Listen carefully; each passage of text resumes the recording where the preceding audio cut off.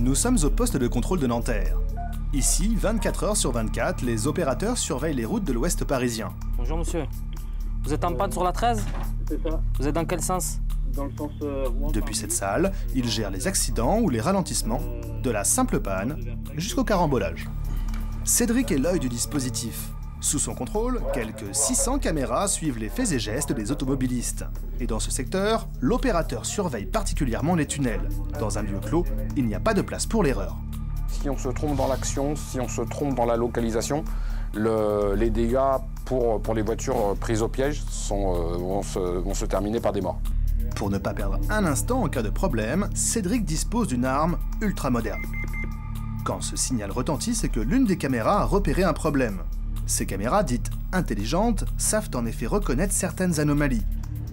Mais il y a aussi des capteurs dans le tunnel. Ce dispositif permet à Cédric de repérer en temps réel un nombre impressionnant d'incidents. Un véhicule arrêté sur les voies alors que normalement la circulation est fluide, un véhicule arrêté sur la bande d'arrêt d'urgence, la présence d'hydrocarbures, la présence de fumée dense et la présence du feu. La technologie au service de la sécurité routière, il y en a de plus en plus sur nos routes. En Bretagne, dans les Côtes-d'Armor, sur 14 km, la départementale qui relie Guingamp à Lannion est équipée d'un dispositif innovant. Son but, éviter qu'un contresens ne tourne à la catastrophe.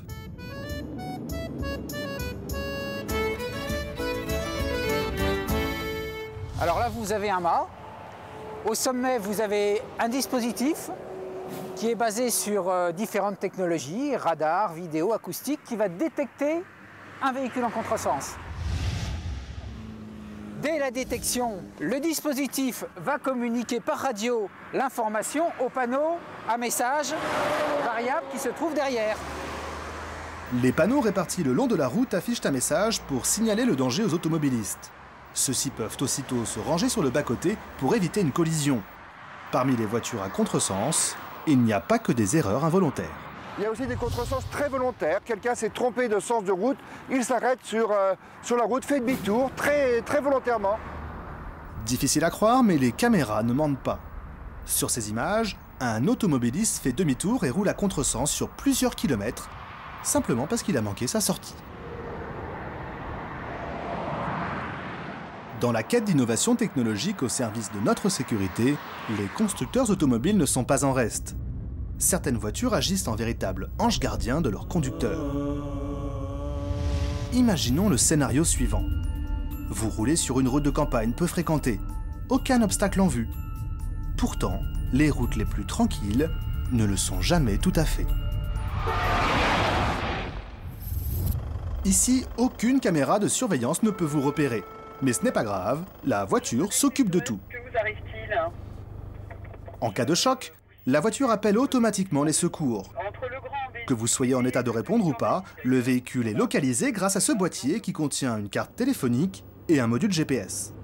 Les secours savent alors précisément où trouver le véhicule, même si le conducteur est inconscient. Quand on sait qu'en matière d'accident, les délais d'intervention sont capitaux, on mesure l'intérêt du dispositif.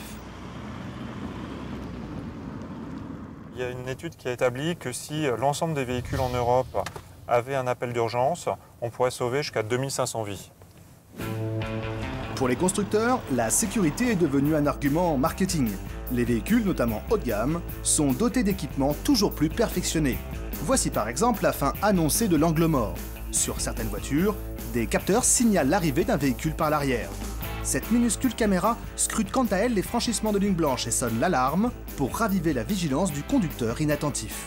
Avec cette autre technologie, la voiture freine elle-même pour éviter un accrochage. Ces innovations sont indéniablement efficaces, mais attention, même les anges gardiens ont leurs limites. Un conducteur ne doit pas compter sur sa voiture pour être vigilante à sa place. C'est pas sa voiture qui doit lui dire attention, tu es fatigué, tu dérives vers la droite. Oui, c'est très bien, ça peut servir. En aucun cas, on doit se reposer là-dessus. Au début de l'apparition du système ABS sur les voitures, les gens croyaient que la voiture pourrait rattraper leurs erreurs. Or, ce n'est pas le cas, il y avait même eu un peu plus d'accidents à l'époque. Même secondé par des technologies chaque jour plus performantes, il ne faut pas oublier que le seul maître à bord, responsable de sa conduite, c'est l'automobiliste. C'est nous.